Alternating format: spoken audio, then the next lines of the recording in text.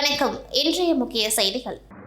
புதுச்சேரி மண்ணாடிப்பட்ட கொம்மியன் வாதானூர் கிராமத்தில் புதிதாக கைப்பந்தாட்ட மைதானம் கட்டுவதற்காக 15,88,000 ரூபாய் மதிப்பிலும், கொண்டாரெட்டிப்பாளையம் கிராமத்தில் தற்பொழுது நிலவி வரும் குடிநீர் பற்றாக்குறை போக்க கூனிச்சம்பட்டு பழைய ஏரிக்கரை அருகாமையில் பொதுப்பணித்துறை மூலம் புதிய ஆழ்துளை கிணறு 14,28,000 ரூபாய் மதிப்பீட்டிலும், மணிலிப்பட்டு கிராமத்தில் ஐயனார் கோவில் மற்றும் ஆற்றங்கரை அருகில் உள்ள 2 ஆழ்துளை கிணறுகளிலிருந்து கீழ்நிலை நீர்த்தேக்க தொட்டிக்கு 20 லட்சம் மதிப்பீட்டில் புதிய குடிநீர் உந்து குழாய் அமைக்கும் பணிக்கான பூமி பூஜை விழா நடைபெற்றது. இதில் தொகுதி சட்டமன்ற உறுப்பினரும் உள்துறை அமைச்சருமான நமச்சிவாயம் கலந்து கொண்டு பூமி பூஜை செய்து பணிகளை துவக்கி வைத்தார். இந்நிகழ்ச்சியில் ஆணையர் எழில்ராஜன், பொதுப்பணித்துறை கண்காணிப்பு பொறியாளர் சுந்தரமூர்த்தி, செயற்பொறியாளர் பக்தவச்சலம், விளையாட்டு மற்றும் இளைஞர் நலத்துறை இயக்குநர் வைத்தியநாதன், கிராம குடிநீர் திட்ட உதவி பொறியாளர் பீனா ராணி, இளநிலை பொறியாளர் சுதர்சனம், இளநிலை பொறியாளர் மல்லிகா அர்ஜுனன் மற்றும் பாஜக பிரமுகர்கள் முத்தழகன், தமிழ்மணி, கண்ணன், சேகர் மற்றும் ஊர் பொதுமக்கள், அரசு ஊழியர்கள் கலந்து கொண்டார்கள். இப்பணிகள் இன்று முதலமைச்சர் ரங்கசாமி அவர்களின் தலைமையில் பொதுப்பணித்துறை அமைச்சர் லட்சுமி நாராயணன், சட்டமன்ற உறுப்பினரும் உள்துறை அமைச்சருமான நமச்சிவாயம் அவர்களால் பூமி பூஜை செய்து துவக்கி வைக்கப்பட்டது. இந்நிகழ்ச்சியில் பொதுப்பணித்துறை தலைமை பொறியாளர் வீரசெல்வம், கண்காணிப்பு பொறியாளர் 2 சுந்தரமூர்த்தி, பொது சுகாதார கோட்ட செயற்பொறியாளர் வாசு, கிராம குடிநீர் திட்ட உதவி பொறியாளர் பீனா ராணி, இளநிலை பொறியாளர் சுதர்சனம், மண்ணாடிப்பட்டு கொம்மியன் பஞ்சாயத்து ஆணையர் எழில்ராஜன், உதவி பொறியாளர் மல்லிகா அர்ஜுனன், இளநிலை பொறியாளர் ஆனந்தன், ஊர் பொதுமக்கள் ஆகியோர் கலந்து கொண்டு சிறப்பித்தனர். இப்பணியினை மேற்கொள்வதன் மூலம் சுமார் 3,000 பொதுமக்கள் பயன்பெறுவார்கள்.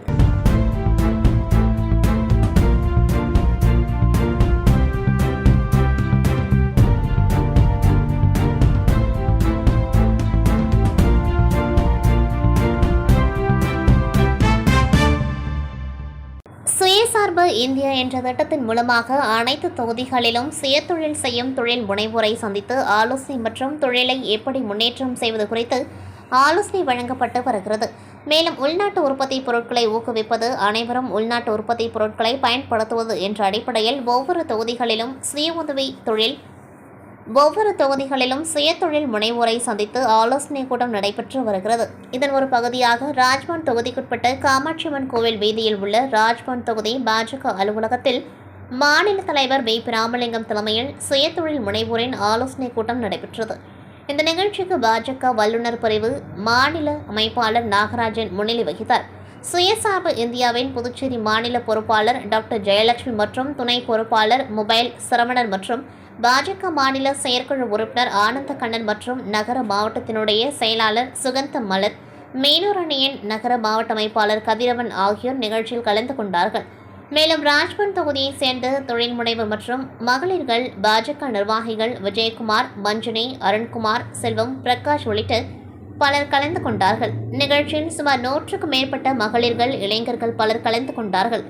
தொடர்ந்து சுயசார்பு உறுதிமொழியை அனைவரும் ஏற்றுக்கொண்டார்கள். கடலூர் புதுச்சேரி நெடுஞ்சாலையில் அடிக்கடி விபத்து ஏற்படுவதை தடுக்கும் வகையில் குறிப்பாக நோனாங்குப்பம் படகு குழாமிலிருந்து அரியாங்குப்பம் காவல் நிலையம் வரை உள்ள மணவெளி சட்டமன்ற தொகுதிக்குட்பட்ட நெடுஞ்சாலையில் மைய தடுப்பு சுவர் அமைக்க சட்டப்பேரவைத் தலைவர் புதுச்சேரி அரசு பொதுப்பணித்துறை தேசிய நெடுஞ்சாலை கோட்டம் மூலம் நடவடிக்கை எடுத்தார்.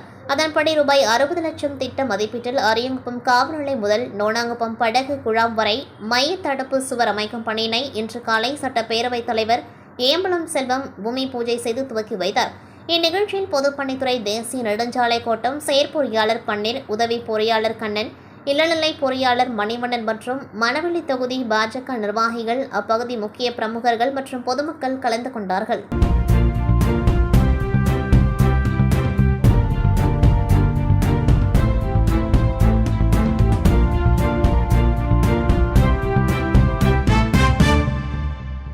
புதுச்சேரி நகராட்சி அரியாங்குப்பம் தொகுதிக்குட்பட்ட முருங்கப்பாக்கம் கடலூர் சாலையில் உள்ள கருமகாரிய கொட்டகை சிதலமடைந்து உள்ளதால் அப்பகுதி மக்கள் அதனை அகற்றி புதிய கட்டிடம் அமைத்து தர வேண்டுமென கோரிக்கை விடுத்தனர். அதனையடுத்து சட்டமன்ற உறுப்பினர் உரிய நடவடிக்கை எடுத்து 13,26,000 ரூபாய் மதிப்பீட்டில் சட்டமன்ற உறுப்பினர் தொகுதி மேம்பாட்டு நிதியின் கீழ் புதுச்சேரி நகராட்சி மூலம் பணிகள் மேற்கொள்ளப்பட உள்ளது. அதனை முன்னிட்டு சட்டமன்ற உறுப்பினர் பாஸ்கர் என்கிற தட்சிணாமூர்த்தி தலைமையில் இன்று காலை பூமி பூஜை செய்து பணியினை துவக்கி வைத்தார். உடன் புதுச்சேரி நகராட்சி ஆணையர் கந்தசாமி, செயற்பொறியாளர் சிவபாலன், உதவி பொறியாளர் வெங்கடாச்சலபதி, இளநிலை பொறியாளர் ஞானசேகரன் மற்றும் என்ஆர் காங்கிரஸ் கட்சி நிர்வாகிகள், ஊர் பொதுமக்கள் கலந்து கொண்டார்கள்.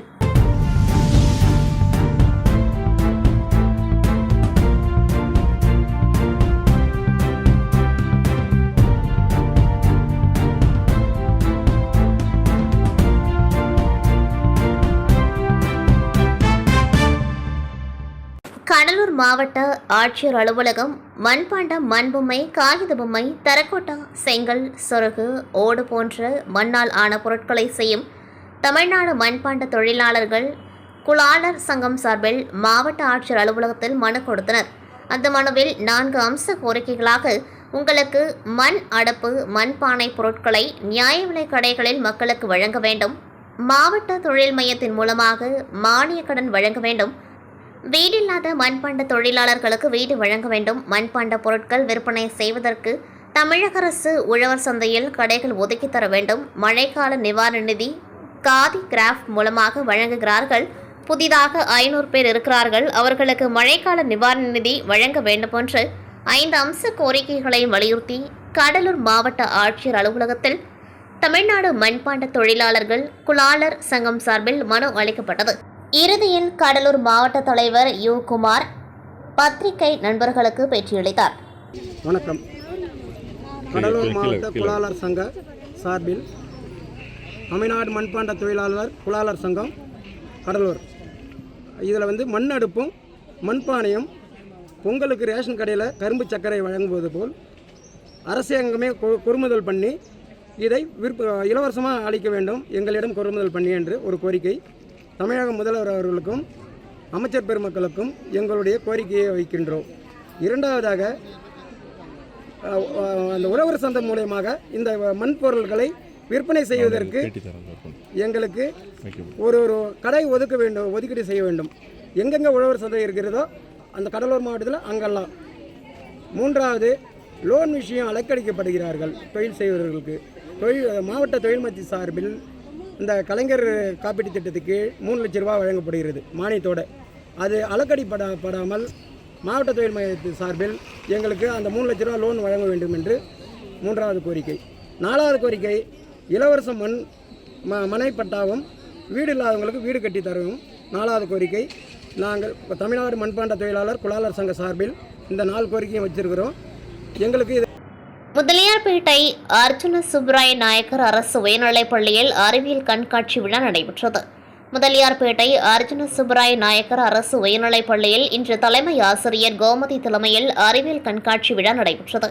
சிறப்பு விருந்தினராக பள்ளிக் கல்வித்துறை துணை இயக்குநர் பெண் கல்வி ராமச்சந்திரன் கலந்து கொண்டு குத்துவிளக்கேற்றி அறிவியல் கண்காட்சி துவக்கி வைத்ததுடன் மாணவர்களின் படைப்புகளை பார்வையிட்டார். ஆசிரியைகள் AR மேரி ஜெசிந்தா, ரூபினா, ஆரோக்கிய மேரி நடுவர்களாக பங்கேற்றனர். மாணவர்கள் அறிவியல், கணிதம், ஆங்கிலம், தமிழ், சமூக அறிவியல் என 200க்கும் மேற்பட்ட அதிகமான படைப்புகளை செய்து காட்சிப்படுத்தினார்கள். பெற்றோர்களும் தங்கள் பிள்ளைகளின் படைப்புகளை பார்வையிட்டு கண்டு ரசித்தனர். பள்ளியின் வாயிலில் இருந்து டைனோசர் உருவம், மாதிரி வாக்குச்சாவடி, மூலிகை தோட்டம், கொசுவின் மாதிரி வடிவம், ஏவுகணையின் மாதிரி வடிவம், காண்போரை வியப்பில் ஆழ்த்தும் பல அறிவியல் படைப்புகள் போன்றவை கண்காட்சியின் சிறப்பம்சங்களாக இருந்தன.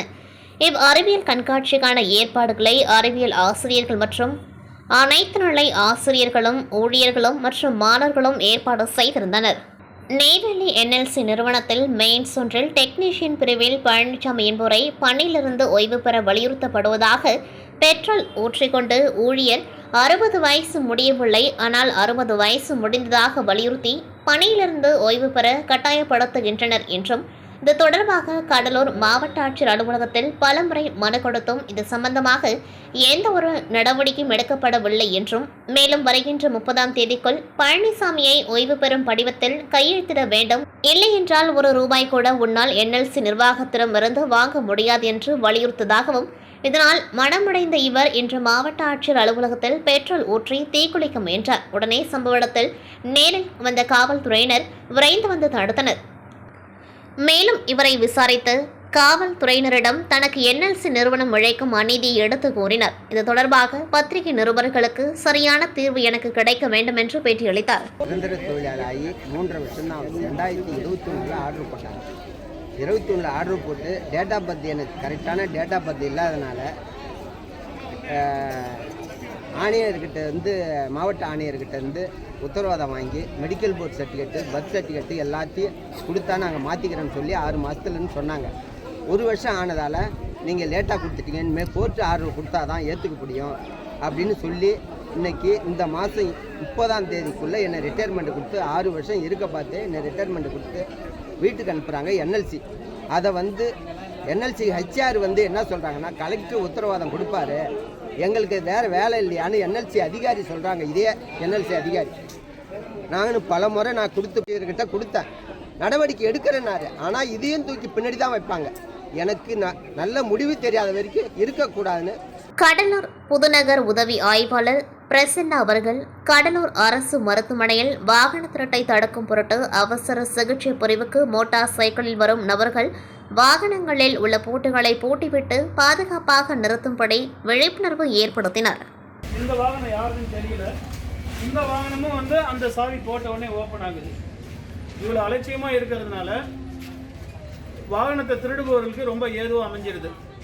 ஈஸியாக அவங்க கஷ்டப்படாமல் இந்த வாகனத்தை அவங்க வண்டி மாதிரியே எடுத்துகிட்டு போயிடுறாங்க. இங்கே போலீஸை எப்போ பார்த்தாலும் கண்காணிச்சிக்கிட்டு இருக்கோம், சிசிடிவி கேமராவும் இருக்குது. சின்ன சின்ன விஷயங்கள் மக்கள் ஒரு கீ செட்டு லாக் பண்ணுறதுன்றது கம்மியான அமௌண்ட்டாக தான் வரும். அது லாக் பண்ணாதனால கிட்டத்தட்ட இந்த வண்டியோட மதிப்பு பார்த்திங்கன்னா இன்றைக்கி ஒவ்வொரு வாகனமும் 1 லட்சத்துக்கு மேலே விற்கிது. அந்த ஒரு சின்ன ஒரு விஷயம், ஒரு 40 ரூபா கீ செட்டு மாற்றிட்டா அந்த வண்டி வாகனங்கள் காப்பாற்றப்படும். பொதுமக்கள் எச்சரிக்கையாக இருங்க. எமர்ஜென்சி வார்டுக்கு வரும்போது அவசரமாக வரீங்க, வரும்பொழுது அந்த வாகனத்தில் சாவியை விட்டுட்டு போயிடுறீங்க, சைட் லாக் போடாமல் போயிடுறீங்க. சைட் லாக் போட்டால் கூட எந்த சாவி போட்டாலும் அதில் அந்த வாகனம் ஓப்பன் ஆகுது. இது ஈஸியாக திருடர்களுக்கு ஏதுவாக அமையுது. ஸோ இந்த விஷயங்களில் கொஞ்சம் எச்சரிக்கையாக இருங்க. பொதுமக்கள், நம்ம கடலூர் பகுதி வாழ் மக்கள் வேறு ஏதாவது சந்தேக நபர்கள், இந்த 2 வீலர் சம்மந்தமான வேறு ஏதாவது திருட்டு நபர்கள் பற்றிய சந்தேக நபர்கள் பற்றிய தகவல் இருந்தால் உடனே புதுநகர் காவல் நிலையத்துக்கு தகவல் சொல்லுங்கள். நன்றி, வணக்கம். திருநள்ளாறில் உள்ள 200க்கும் மேற்பட்ட பயனாளிகளுக்கு அரசு சார்பில் நலத்திட்ட உதவிகளை நியமன சட்டமன்ற உறுப்பினர் ராஜசேகரன் வழங்கினார். காரைக்கால் மாவட்டம் திருநள்ளாறு தொகுதிக்குட்பட்ட முதியோர்கள், விதவைகள், கணவனால் கைவிடப்பட்டோர், முதற்கன்னிகள் உள்ளிட்ட பயனாளிகளுக்கு நியமன சட்டமன்ற உறுப்பினர் ராஜசேகரன் புதுச்சேரி அரசின் மகளிர் மற்றும் குழந்தைகள் மேம்பாட்டுத்துறை சார்பில் வழங்கப்படும் உதவித்தொகைக்கான அடையாள அட்டையை சுமார் 200க்கும் மேற்பட்டோருக்கு வழங்கினார். மேலும் வரும் 14ஆம் தேதிக்குள்ளாக அனைவருக்கும் இந்த உதவித்தொகை வங்கிக் கணக்கில் சேரும் என தெரிவித்தார். முன்னதாக புதுச்சேரி நியமன சட்டமன்ற உறுப்பினர் ராஜசேகரன் கடந்த முறை போட்டியிட்டு திருநள்ளாறு சட்டமன்ற தொகுதியில் சட்டமன்ற உறுப்பினர் அலுவலகத்தை இன்று திறந்து வைத்தார்.